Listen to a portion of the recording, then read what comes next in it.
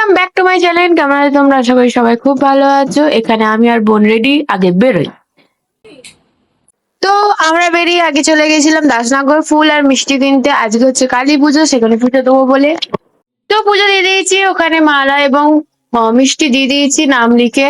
তো এরা হচ্ছে সারা রাতের সঙ্গী আমার, এদের সাথে আমার এই কালী পুজোটা কাটে। এবং এখন আমি যাব পেট পুজো করছি সদিয়ার বাড়িতে, কারণ সদিয়ার বাড়িতে নেমন্তন্ন থাকে প্রত্যেকবার এই কালী পুজোতে, এই কালী পুজোটাতে। কারণ এই সব পুজোটা সদিয়ার বাড়ির সামনেই হয়। আর এখানে মাইমা, নতুন মাইমা আছে, মামা আছে। তো এখন খেয়ে নেওয়া যাক।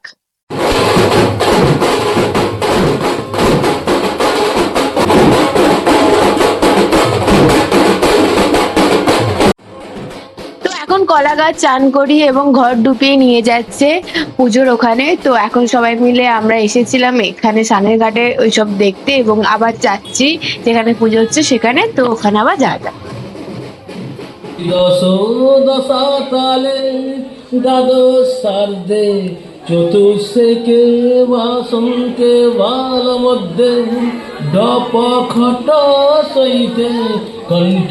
আশেপাশে আরো পুজো হয়, এটা হচ্ছে শিবতলার পুজো। আমরা রাত্রিবেলা দেখতে গেছিলাম শিবতলার পুজো। বাড়াচ্ছি আমরা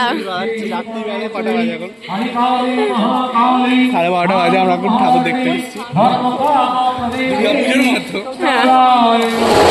তো এখানে এখন লাউ বলি হচ্ছে, তো সবাই মিলে জড়ো হচ্ছে লাউ বলি দেখার জন্য।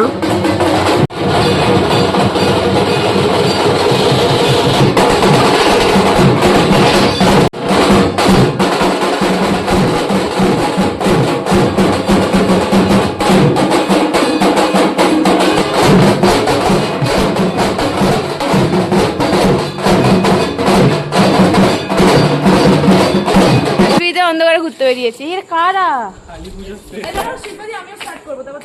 কালী পুজো স্পেশাল। হ্যাঁ বল। এই বেশি নয় ভাই, এটা আমার বাড়ির পরে।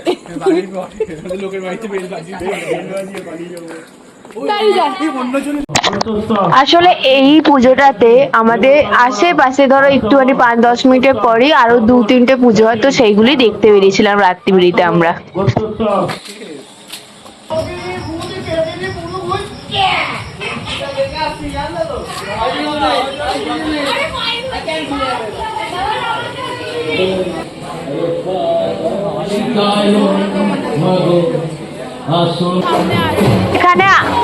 এখানে আবার পাঠা বলি হবে, সেই ছাগলগুলোকে চান করাতে নিয়ে যাচ্ছে সানের ঘাটে। আমাদের এখানে সানের ঘাটে যেখান থেকে ঘর ডুবেছিল সেখানেই।